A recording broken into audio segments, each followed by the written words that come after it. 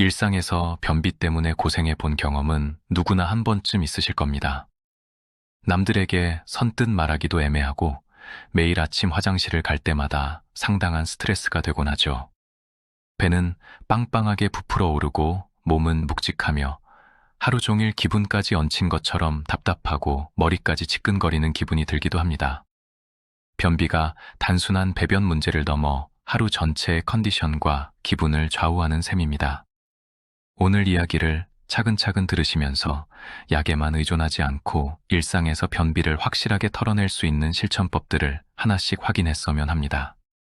편안하게 마음을 열고 들어주세요.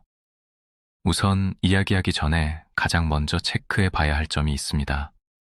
과연 내가 진짜 변비가 맞는지부터 제대로 알아야 합니다. 많은 분들이 매일 대변을 보지 못하면 바로 변비라고 생각해서 불안해하시곤 합니다. 하지만 의학적으로는 일주일의 배변 횟수가 3회 미만일 때를 변비로 정의합니다.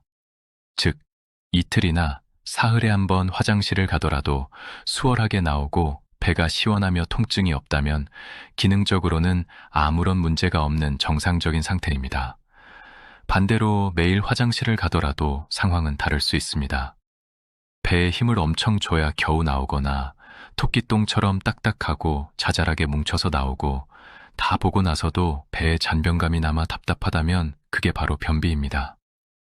변의 형태가 너무 굳어 있거나 장이 노폐물을 깔끔하게 밀어내지 못하고 있는 상태라는 뜻이죠. 따라서 횟수라는 숫자 자체에 너무 집착하기보다는 배변 시 얼마나 편안한가와 보고 난 뒤의 시원함에 집중해 보실 필요가 있습니다. 변비를 해결하는 첫 번째 열쇠는 단연물입니다.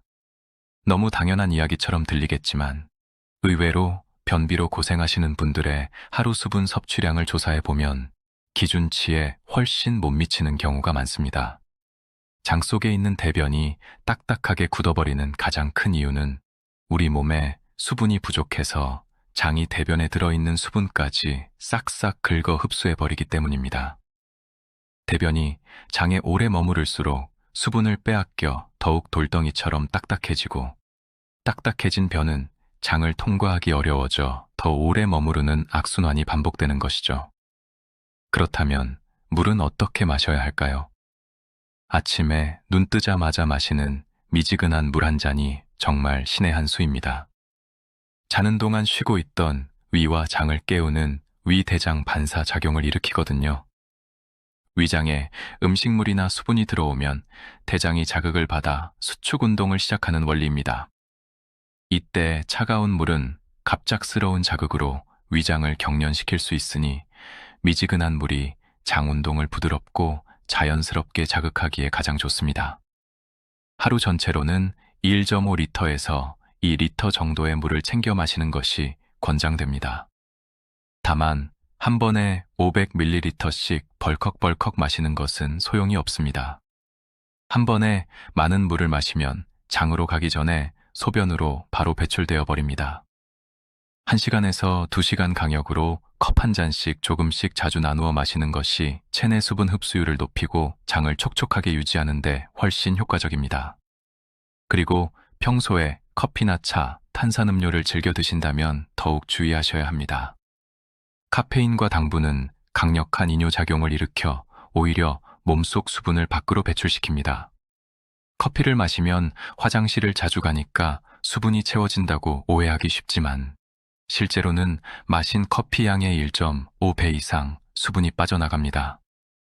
따라서 커피나 차를 마신 날에는 그만큼 순수한 물을 추가로 더 챙겨 드셔야 변비를 예방할 수 있습니다. 다음으로는 식단 이야기입니다. 변비에 걸렸을 때 무작정 야채만 많이 드시는 분들이 계십니다. 그런데 샐러드를 매일 챙겨 먹는데도 변비가 오히려 더 심해졌다고 호소하시는 경우를 자주 봅니다. 식이섬유의 종류를 잘 몰라서 생긴 현상입니다. 식이섬유는 크게 두 가지 종류가 있습니다. 불용성 식이섬유와 수용성 식이섬유인데요.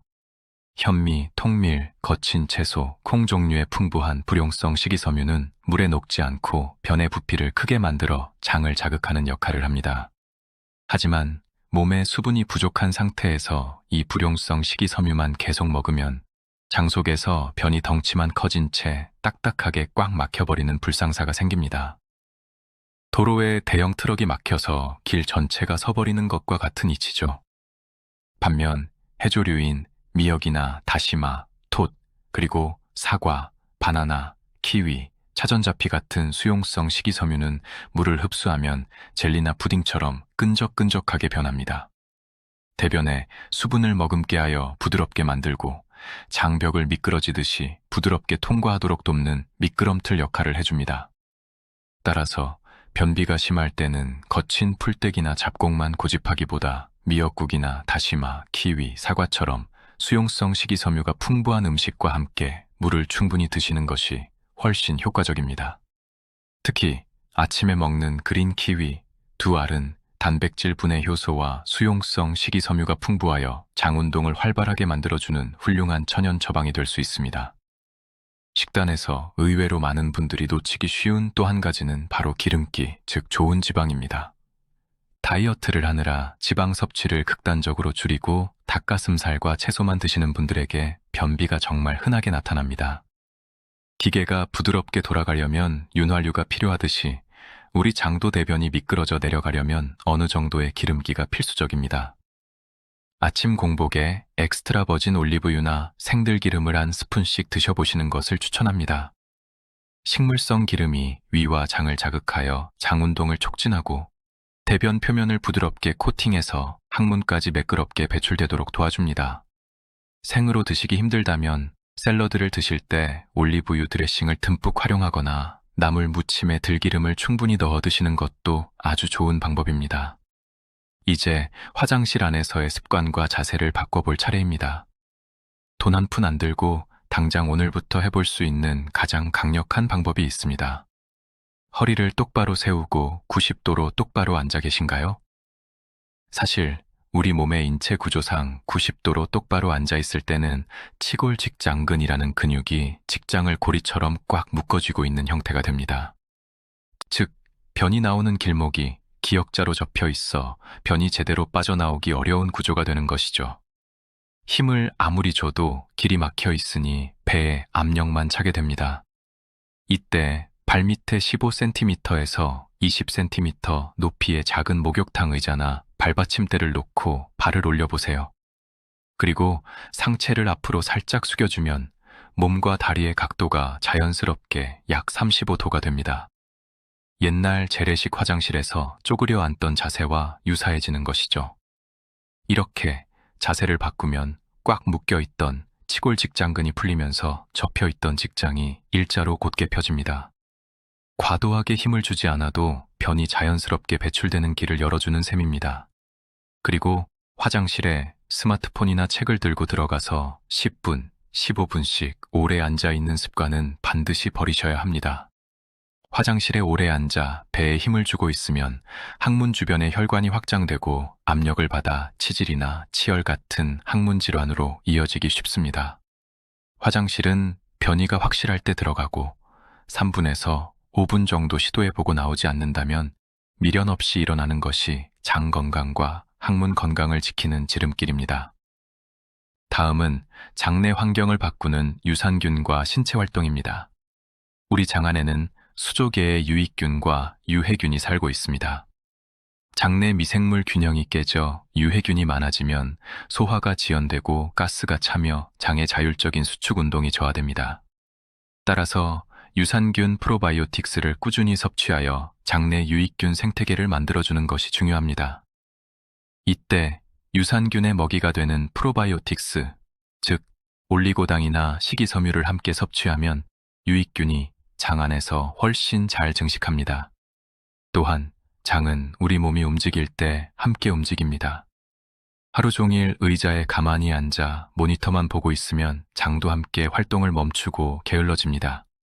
하루 30분 정도 가볍게 산책을 하거나 유산소 운동을 해주면 발바닥이 지면에 닿는 충격과 다리의 움직임이 복벽을 자극하면서 장의 팽창과 수축을 돕는 분숙 운동이 활발해집니다.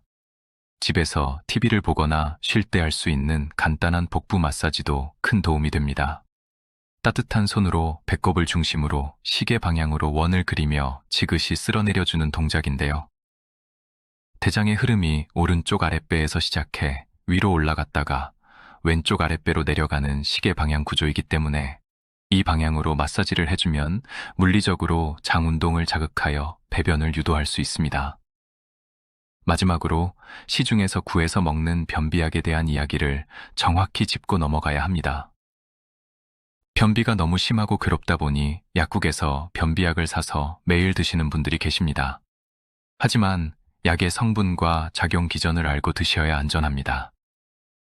약국에서 흔히 살 수 있는 강력한 변비약 중 다수는 자극성 변비약입니다. 장 근육을 강제로 자극하여 쥐어짜서 변을 보게 만드는 약이죠.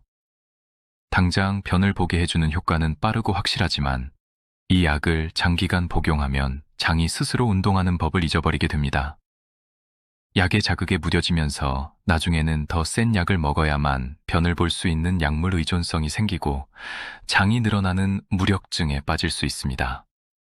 반면 수분을 대장으로 끌어모아 변을 부드럽게 만들어주는 삼투성 변비약이나 변의 부피를 키워 자연스러운 배변을 유도하는 부피형성 변비약은 비교적 안전하게 사용할 수 있습니다. 그러나 이 역시 기본적으로 체내 수분이 충분해야 제대로 된 효과를 발휘합니다.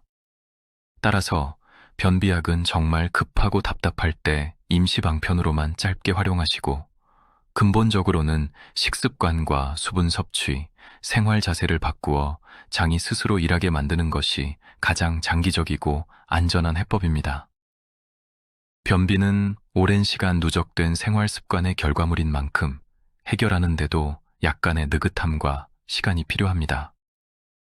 오늘 당장 물을 많이 마시고 키위를 먹었다고 해서 몇 시간 뒤에 즉시 완벽한 쾌변을 보지 못할 수도 있습니다. 하지만 우리 몸의 장은 정직합니다. 매일 조금씩 좋은 자극을 주면 장은 반드시 회복되기 시작합니다. 아침 공복에 미지근한 물 한 잔으로 위장을 깨우고 수용성 식이섬유와 좋은 기름을 식단에 더하며 화장실에서는 발받침대를 활용해 자세를 바로잡고 하루 30분씩 가볍게 몸을 움직여주는 것. 이 작고 소소한 습관들을 꾸준히 이어나가신다면 묵직했던 배가 가벼워지고 아침마다 시원하게 하루를 시작하는 기쁨을 반드시 찾으실 수 있을 겁니다. 경청해 주셔서 감사합니다. 항상 건강하십시오.